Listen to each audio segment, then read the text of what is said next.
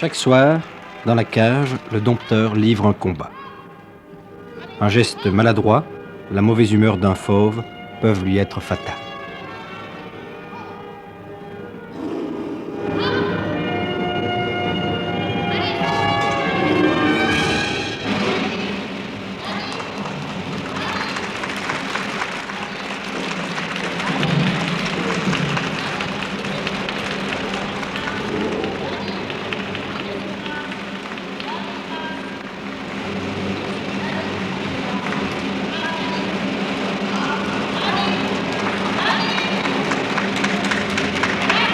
C'est un métier dangereux, à prime abord peu féminin et cependant, il y a des dompteuses. Nous avons interrogé une des meilleures dompteuses de France, Marfa la Corse. Madame, la dompteuse est-elle désavantagée par rapport à ses confrères masculins? Pas du tout, monsieur. Je suis plutôt avantagée parce que je suis la seule femme qui fait travailler les tigres. Alors, naturellement, j'ai supériorité sur les hommes, que c'est plutôt un métier d'hommes que de femmes. Même vis-à-vis des bêtes, vous avez l'avantage. Ah oui, monsieur. Avez-vous peur en entrant dans la cage? Pas du tout, monsieur. Je rentre dans la cage comme si je rentrais dans mon appartement. Comment avez-vous été amené à pratiquer ce métier? Eh bien, monsieur, je suis né dans les animaux. Mon père tenait ménagerie quand je suis venu au monde. Et moi, j'ai toujours continué le métier de mes parents. Et il y a longtemps que vous l'exercez, ce métier? Eh bien, à mon compte, ça fait 40 ans. Vous avez déjà été blessé? 37 fois. Des blessures graves? Oui, j'en ai eu une très grave en Espagne, à Igualade, dont je suis resté 18 jours à l'hôpital. J'ai eu les nerfs sectionnés et j'ai eu une plaque d'argent dans le bras. Et malgré ces 37 blessures, vous n'avez jamais eu envie d'abandonner? Ah, mais non, monsieur, c'est mon métier, puis j'adore les animaux. Est-ce que vous parlez aux fauves pendant votre exercice? Ah oui, oui, je parle aux fauves comme si je parle... comme quand je parle aux personnes. Et ils vous comprennent? Bien sûr, monsieur. Vous leur donnez une récompense à la fin de l'exercice? Oui, toujours à la fin des répétitions, naturellement pas dans le public pendant les représentations, mais à la fin des répétitions, je leur donne un petit morceau de viande pour les récompenser. Et ça a de l'importance, là? Très, monsieur, beaucoup. Dans la cage, vous ne pouvez jamais vous relâcher, à aucun moment? Ah non, dans la cage, naturellement, les tigres, il faut toujours avoir les yeux sur eux, c'est pas comme les lions. Parce qu'un tigre, ça attaque par derrière, c'est très traître. Et vous ne pouvez jamais leur tourner le dos, alors? Ah, si, je tourne le dos parce que ça, c'est une affaire d'habitude. Mais en tournant le dos, je me rends quand même compte de ce qui se passe derrière. En somme, vous avez presque des yeux dans le dos. Oui, presque. Quelle est la meilleure méthode pour les dompter, les tigres? Eh bien, en douceur. Il ne faut jamais frapper un tigre pour le dresser. Il faut toujours travailler un tigre en douceur et en lui parlant constamment. Et quand vous prenez un nouvel animal en charge, à quel moment sentez-vous qu'il est à votre disposition, que vous le dominez, que vous avez un ascendant sur lui? Eh bien ça, monsieur, ça c'est le secret du métier.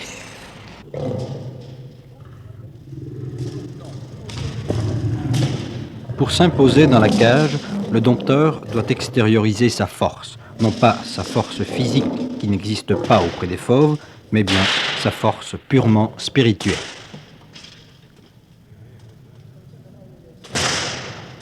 Sa supériorité morale ne peut être mise en doute.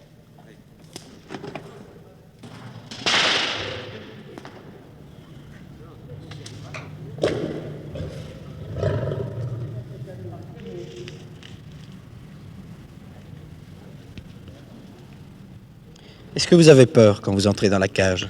Non, ça dépend des jours. Pourquoi? Certains jours, vous avez peur? Mais oui, parce que ça dépend de l'organisation de bêtes. Ça dépend des jours. Dompteur, est-ce un métier qui s'apprend ou est-ce inné? Si c'est un métier. C'est un métier qui s'apprend, oui. Comment l'avez-vous appris, vous? Ben, il faut faire les garçons. Est-ce que vous soignez vous-même vos animaux? Oui, Les animaux ont-ils mangé avant le numéro? pas tout. Des fois, si, des fois, non. On n'est pas obligé. Est-il vrai que certains fauves sont plus ou moins anesthésiés avant de commencer le numéro? Non, non, non, non, pas du tout. On ne place absolument rien dans la viande? Ah non, rien. Ni par piqûre non plus? Ni rien. Pas de piqûres, ni des cassés, Non, non, non, non, non. Le domptage d'un fauve commence avec l'échange du premier regard à travers les barreaux d'une cage. C'est la période décisive où l'homme habitue l'animal à sa présence. Le dompteur est avant tout un psychologue. Certains séjournent de longues semaines en Afrique et en Asie pour se retremper dans la nature qui abrite leurs fauves. Là, ils observent leurs mœurs. Jackson Lambert nous parle de son travail de dresseur. Vous recevez les animaux en droite ligne de la jungle. Comment ont lieu les premiers contacts entre les bêtes et vous? Eh bien, premièrement, il faut les étudier. Il faut étudier le caractère de l'animal. Deuxièmement, il faut les passer dans la cage circulaire, dans la cage de dressage. Et il faut voir l'attitude de l'animal. Et selon son attitude, alors nous employons différentes méthodes de dressage. Et vous devez séjourner longtemps dans la cage? Quelquefois des journées entières, Pourquoi? C'est nécessaire. c'est nécessaire. Pouvez-vous prévoir les réactions d'un animal? Oui, oui.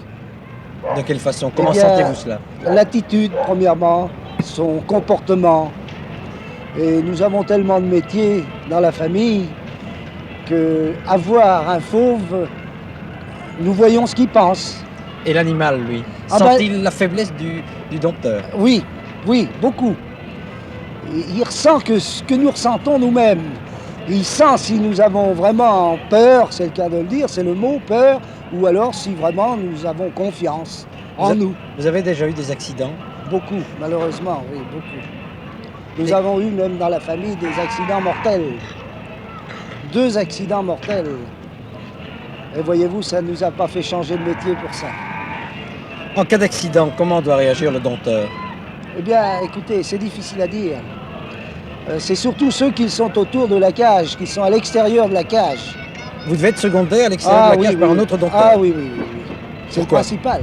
Pourquoi? Parce que nous, étant malheureusement, si on se fait accrocher, si on est sous les griffes des fauves, hein, si on est par terre, c'est difficile à se dégager. Alors c'est celui qui est dehors de la cage. Selon l'accident, il doit rentrer ou alors nous dégager par l'extérieur. Et vous vous êtes déjà retrouvé par terre, en dessous d'un fauve? Oui. Et oui. comment ça s'est passé? Eh bien, mal, parce que mal est dans un sens très bien, puisque je suis encore en vie, mais ça a été grâce à la rapidité de mon père et un de mes frères qui a tué l'animal qui était en somme sur moi. Et ça arrive souvent qu'on doive tuer un animal?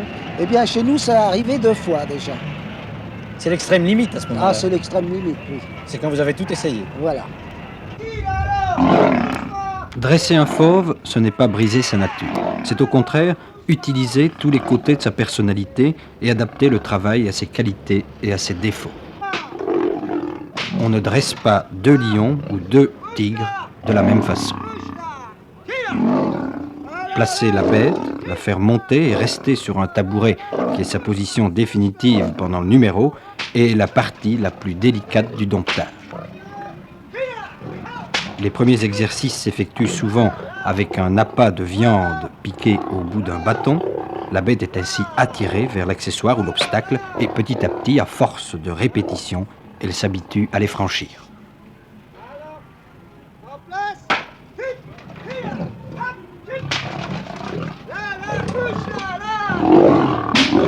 Il y a 1 mois à peine, ces 2 lionnes étaient en liberté dans la jungle africaine. Le dompteur apprend à déchiffrer les 1000 signes par lesquels s'extériorisent les sentiments de la bête. Chez les fauves, bien plus que chez nos animaux domestiques, la physionomie parle. Monsieur Bouglione, dompteur, est-ce un métier qui se perd? Oui, ça se perd maintenant. Pourquoi? Les fauves, c'est très difficile à avoir, ils coûtent très cher et aussi des grandes difficultés pour la nourriture. Est-ce que le métier est bien rétribué?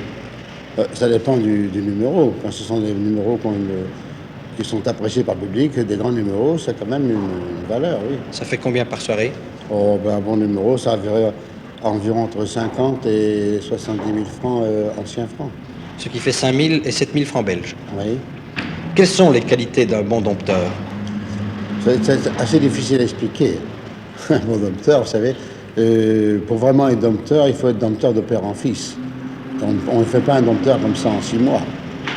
Les vrais dompteurs, ce sont ceux qui sont venus au monde avec les animaux, avec les fauves. Comme vous avez Bouglione, vous avez les frères Amar, vous avez Pinder. Ça, c'est ce qu'on appelle les vrais dompteurs. Le dompteur doit être sobre, vraisemblablement. Oui, un dompteur ne doit pas boire. Sans quoi les bêtes s'en aperçoivent. Les bêtes s'en aperçoivent et c'est très dangereux à ce moment-là pour le dompteur. Y a-t-il des animaux réfractaires? Oui, comme dans tous les animaux. Et quels sont les fauves les plus difficiles à manier? Bah, vous savez, vous prenez les lions, les tigres, les panthères, c'est à peu près la même chose. Ils ont les mêmes défenses et à peu près les mêmes caractères. Dans votre longue carrière, vous avez déjà assisté à des accidents spectaculaires, oui? Oui, malheureusement. Il y a un petit peu avant la guerre, nous étions au Cirque Royal de Bruxelles et j'ai mon frère qui a eu un accident assez grave. On a dû se transporter d'urgence à Paris. Comment, sûrement, il serait resté là-bas. Il est rentré dans la cage par après, Oui, sans hésiter. sans hésiter. À quoi sont dus les accidents en général? Comment? À quoi sont dus les accidents en général? Bah, comme tous les accidents, vous savez, un accident arrive toujours, c'est vraiment toujours par manque de précaution. Et ça arrive souvent? Ah, malheureusement, ça arrive. Tout dernièrement, il y a encore un garçon de cage qui vient de se faire manger par 4 lions à Reims. Sûrement que vous avez entendu parler dans la presse. Le public vient-il toujours pour voir manger le dompteur, oui? Malheureusement, oui.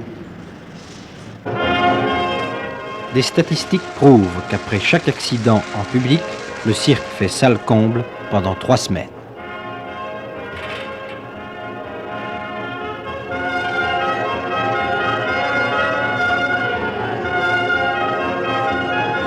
L'entrée en cage, pour l'homme, c'est l'heure de vérité.